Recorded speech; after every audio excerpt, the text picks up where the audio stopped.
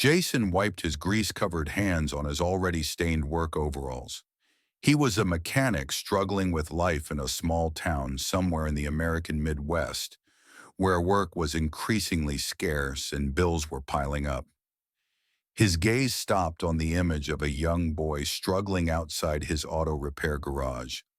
The boy's wheelchair was severely damaged, the front wheel twisted, making it impossible for him to move. Beside him stood his mother, looking tired and helpless. Jason had witnessed many difficult situations, but something about the way the boy clutched the armrest of his wheelchair, his face scrunched up in frustration, struck a chord deep within him. He stepped outside, kneeling beside the boy. "Hey, buddy," he said gently. "Looks like you ran into some trouble." The boy looked up at him, his big round eyes filled with a mixture of hope and uncertainty. "It's broken," the boy whispered. "I was just trying to go down the sidewalk and then—" He sniffled, glancing at his mother, as if unsure whether to continue. Jason turned to the mother. "Let me take a look at it. No charge." The woman's eyes widened. "Are you sure? I don't have—" He held up a hand to stop her.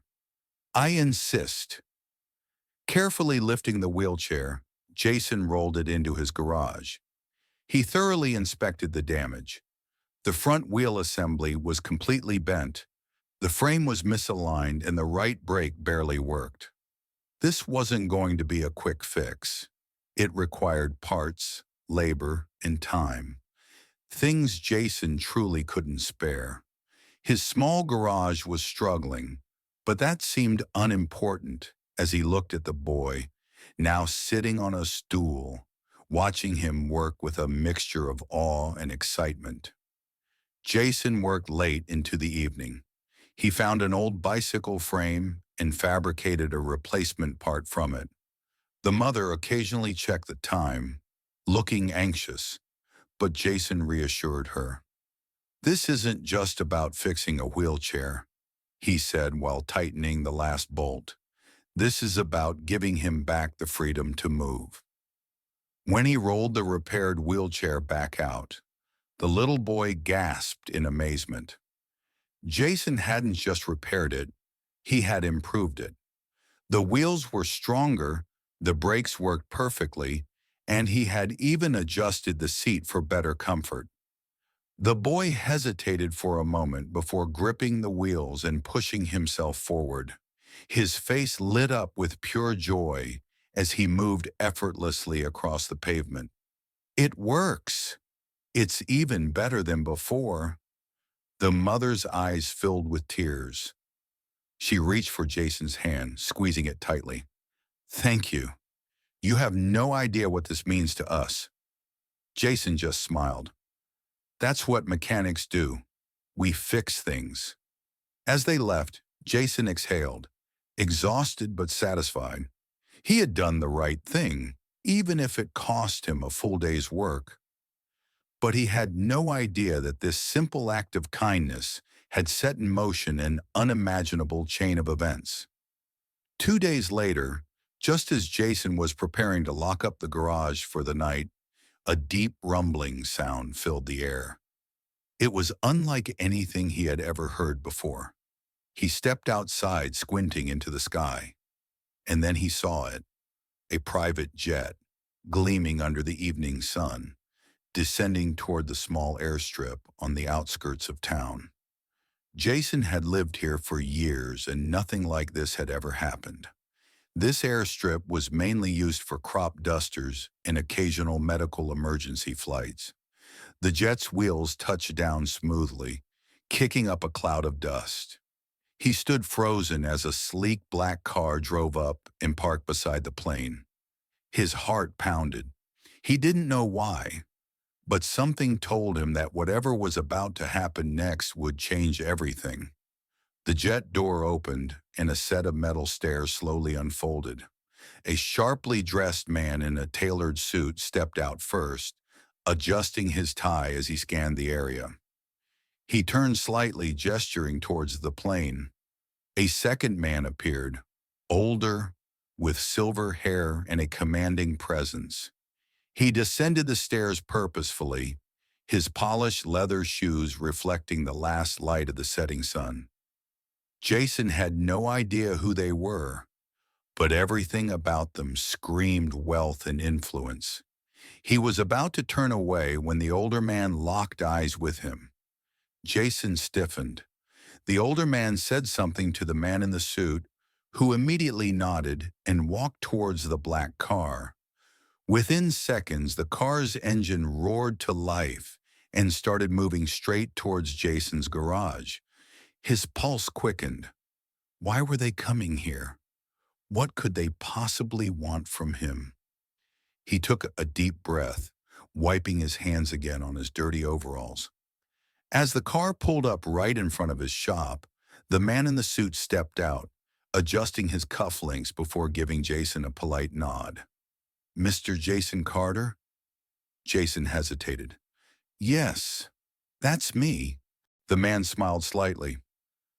"My name is Daniel Grayson. I represent Mr. William Hawthorne." He gestured towards the older man, who was now stepping out of the vehicle. "May we have a word with you?" Jason glanced around, half expecting cameras to pop out, as if this were some elaborate prank. But there was nothing. Just these two powerful men standing in front of his struggling garage. "Sure," Jason said, clearing his throat. "What can I do for you?" William Hawthorne stepped forward, his piercing gaze studying Jason. "2 days ago, you repaired a wheelchair for a young boy. You refused payment and worked late into the night to make sure it was perfect." Jason's stomach tightened. He hadn't thought much about it after they left. It was simply the right thing to do. "Yes," he replied cautiously. "I did." A slight smile touched Hawthorne's lips. "That boy is my grandson." Jason's eyes widened. The pieces suddenly clicked into place. The well-dressed men, the private jet, the luxury black car. It all made sense. He had helped someone far more important than he had realized. Hawthorne continued, his voice steady. "My daughter told me everything. About how you refused payment, how you used your own resources, how you spent hours making sure his wheelchair wasn't just fixed, but better than before." Jason shrugged, suddenly feeling a bit self-conscious. "It was just a wheelchair. He needed it. I couldn't just let him struggle like that." Hawthorne's eyes darkened with an emotion Jason couldn't quite place. Respect, gratitude, something more. It wasn't just a wheelchair. It was his independence. And you gave that back to him. Jason didn't know what to say. He was just a small-town mechanic, fixing cars, bikes, the occasional lawnmower. But this felt bigger than anything he had ever done. Hawthorne studied him for a moment before speaking again. "I don't believe in debts, Jason. I believe in rewarding good people." He glanced at Daniel, who nodded and pulled a sleek black envelope from his coat. "I have an offer for you." Jason stared at the envelope, his heart hammering. "What kind of offer?" Hawthorne smiled slightly. "The kind that will change your life." Jason looked at the envelope in Daniel's hand, his fingers twitching slightly. He had no idea what was inside, but the weight of the moment was pressing down on him like a heavy engine block. He was just a mechanic. Nothing in his life had ever led him to believe he would one day be standing before a billionaire, being offered something that could, as Mr. Hawthorne claimed, change his life. Taking a deep breath, he accepted the envelope and carefully opened it. Inside was a single sheet of high-quality paper. His eyes scanned the words, but his brain initially refused to process them. He blinked, shook his head slightly, and looked again. It was a business proposal, a contract, and at the bottom a number so large that Jason felt his knees weaken. This, this can't be real, he whispered. Hawthorne's expression remained unreadable. It's very real. Jason swallowed hard, struggling to form words. You? You want to hire me? Hawthorne nodded. Not just hire you. I want to bring you onto my team. You would be running a state-of-the-art facility, designing and repairing high-end mobility equipment. Your skills, your passion, they are wasted in this tiny garage. He glanced around the dimly lit space, the outdated tools, the concrete floor stained with years of grease. You deserve more. Jason's hands trembled as he held the contract. The salary alone was more money than he had ever imagined earning in his lifetime. Then there were the benefits: housing, medical, access to resources he never even knew existed. His throat felt dry. Why me? Hawthorne's expression softened. Because people like you are rare. You didn't help my grandson for money. You did it because it was the right thing to do. That kind of integrity, that kind of kindness, it's worth more than any degree or resume. Jason could feel his heart pounding. The offer was overwhelming, too big to wrap his head around. He had spent his whole life scraping by, barely making ends meet. This garage was his world, the only thing he knew. Walking away from it, could he even do that? Hawthorne seemed to sense his hesitation. Take your time, think it over, but know this: if you say yes, you will never have to struggle again. You will have the resources to truly change lives, just like you did for my grandson. Jason exhaled slowly, his mind racing with questions. Could he leave this town? Could he step into a world so far beyond anything he had ever known? He looked back at the contract, then at Mr. Hawthorne. I need some time. Hawthorne nodded. Of course, but I will need an answer soon. Jason watched as the billionaire and his assistant turned and walked back to their car. The private jet was still waiting, its engines humming softly in the distance. As the car pulled away, Jason looked down at the contract again. His entire life had been about fixing things: cars, bikes, engines. But now, for the first time ever, he had the chance to fix something even bigger: his own future. Jason barely slept that night. The contract sat on his workbench, the numbers and words swimming in his head every time he closed his eyes. It wasn't just a job offer, it was a complete transformation of his life. But leaving everything behind, stepping into a world he knew nothing about, terrified him more than anything. The next morning he went about his usual routine, hoping the comfort of his garage would bring him clarity. He tightened bolts, checked engine fluids, and worked through a transmission issue on an old truck. But no matter how much he tried to focus, his mind kept drifting back to that envelope. Midway through the afternoon, a familiar sound broke his thoughts: the soft hum of an electric wheelchair. Jason turned and there was little Ben, grinning as he maneuvered towards him with ease. His mother, Olivia, followed closely, smiling just as brightly. It's perfect, Ben announced, his excitement radiating. It moves so smoothly and I barely have to push the controls. Jason knelt beside him, inspecting the wheels and making sure everything was still functioning correctly. That's what I like to hear. No issues at all?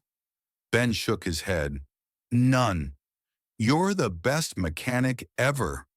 Jason chuckled, but Olivia's expression turned serious. She stepped closer and lowered her voice. I heard about the offer. Jason tensed. News traveled fast in a small town. He wasn't surprised, but it still caught him off guard. Yeah, I'm still thinking it over. Olivia sighed. Jason, I know you love this garage, I know it's your life, but do you realize what this opportunity means? You could help so many people. There are kids like Ben everywhere, struggling with mobility, needing someone with your skills. Jason looked at the boy, his heart squeezing. He had never thought about it that way.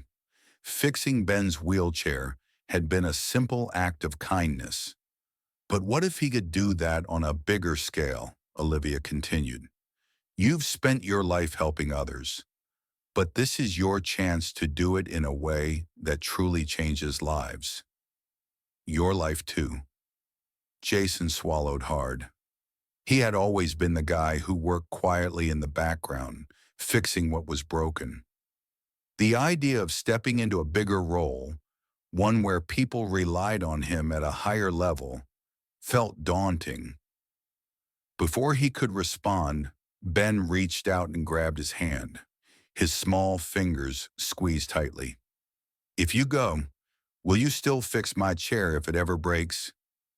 Jason felt his throat tighten. He nodded. Of course, buddy. Always. Ben smiled. Then I think you should go. Jason exhaled slowly, the weight of the decision pressing harder than ever. He had been searching for an answer, and maybe, just maybe, it had just found him. Jason stood in his garage long after Ben and Olivia had left, staring at the contract on his workbench. His hands hovered over the paper, but he couldn't bring himself to sign it. This decision felt bigger than anything he had ever faced before. He had spent his life in this garage, pouring his heart into every repair, helping the people in his town with whatever they needed. Leaving it all behind felt like abandoning a part of himself. As he paced back and forth, the sound of an approaching vehicle broke through his thoughts. Tires crunched on gravel, and he turned just in time to see a sleek black car pull up. The driver stepped out, wearing a crisp suit and dark sunglasses. Jason recognized him instantly. It was the same man who had arrived with the private jet days earlier. The man approached with a confident stride, extending his hand. Jason, I hope you've had time to think things over. Jason shook his hand but hesitated. I have, but I'm not sure I'm the right guy for this. The man studied him for a moment before gesturing toward the car. Take a ride with me. I want to show you something. Jason frowned but nodded, curiosity getting the better of him. He climbed into the passenger seat, and within minutes they were driving out of town. The man remained silent, letting the scenery pass in quiet contemplation. Finally, they pulled onto a long road leading to a massive facility. Jason's eyes widened as he took in the size of the place. It was unlike anything he had ever seen. The man parked and led him inside. A group of engineers and mechanics worked on various mobility devices, wheelchairs, prosthetics, and high-tech equipment designed to help people with disabilities. Jason watched in awe as they tested different models, each one more advanced than the last. This is what we do, the man said, his voice steady. And we need someone like you. Someone who doesn't just fix things, but cares about the people using them. Your work with Ben showed us that. It's why we chose you. Jason swallowed hard, his emotions swirling. He had always believed his work mattered, but seeing this, seeing the lives being changed, made everything feel even bigger. He turned to the man, his heart pounding. What happens if I say yes? The man smiled. Then your life changes forever. Jason exhaled, staring at the facility, the people inside, and the future that suddenly seemed so clear. For the first time since receiving the offer, he knew exactly what he had to do. Jason stood in the entrance of the facility, his hands resting on his hips as he looked around. The decision had been made. He was going to take the offer. A new life, a new purpose, a chance to do something that would change lives far beyond the small garage he had called home for years. Inside, engineers worked with quiet focus, assembling custom wheelchairs, prosthetic limbs, and mobility devices designed to improve lives. Jason noticed the passion in their eyes, the same passion he had always felt when fixing something for someone in need. He took a deep breath, letting it all sink in. The man in the suit approached him again, handing him a badge with his name on it. "Welcome to the team, Jason. We've been waiting for someone like you." Jason turned the badge over in his hand, feeling the weight of it. He wasn't just a mechanic anymore. He was part of something much bigger. Weeks passed in a blur. Jason threw himself into the work, learning new techniques, experimenting with advanced technology, and helping to design better mobility solutions. He had never felt so challenged, yet so fulfilled. Every day he met people whose lives had been transformed because of what they were building, and every day he thought about Ben and Olivia.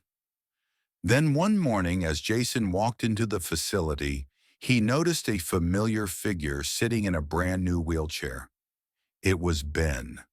The boy's eyes lit up when he saw Jason. Olivia stood beside him, wiping a tear from her cheek. "I wanted to surprise you," she said, her voice thick with emotion. "They built this just for him. It's a state-of-the-art.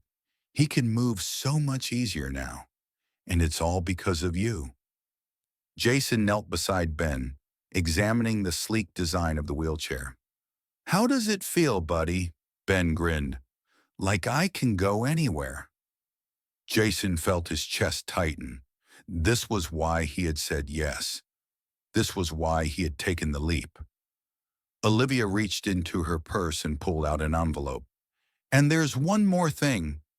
Ben and I wanted to do something for you." Jason hesitated before taking the envelope. Inside was a handwritten letter from Ben. He read the words slowly, his throat tightening. "Thank you for fixing my old wheelchair. But more than that, thank you for believing in me. You didn't just fix something, you changed my life." Jason closed his eyes for a moment, taking in the weight of the words. Then he smiled at Ben, ruffling his hair. "No, buddy," he said softly. "You changed mine."